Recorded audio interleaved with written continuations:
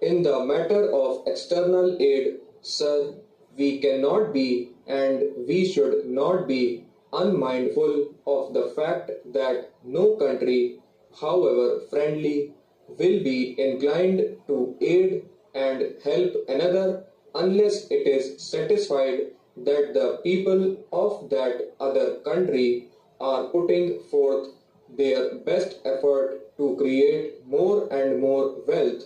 by their own toil and labor for raising the standard of living of its people by the removal of poverty, ignorance, and want of this sacrifice and supreme effort. I submit, sir, our people have given ample proof in the course of the fulfillment of our last two plans, and it is because of this that all friendly nations which have the resources and the technical know how are not only eager but anxious to help us to remove poverty and to raise the standard of living of our people.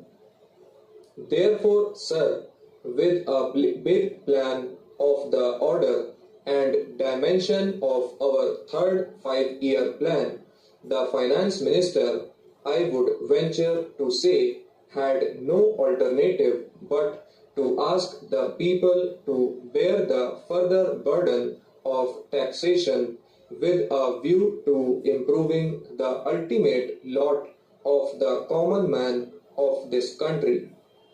We have, however, to see whether the particular taxes imposed have been well chosen and lightly distributed so as not to cause any very great hardship to any particular class of people or trade. Coming now to the other aspects of the budget, we find that of the total additional revenue which is to accrue to the center under the present budget proposals, only rupees 3 crores additional revenue is to be derived from adjustments made in income tax and corporation tax charges, while the rest are to accrue from customs and excise duties. In so framing his budget proposals, you will see, sir, that the finance minister has relied almost wholly upon the indirect method of taxation rather than on the direct one, which hits only the more affluent and the well-to-do who have the capacity to bear the burden,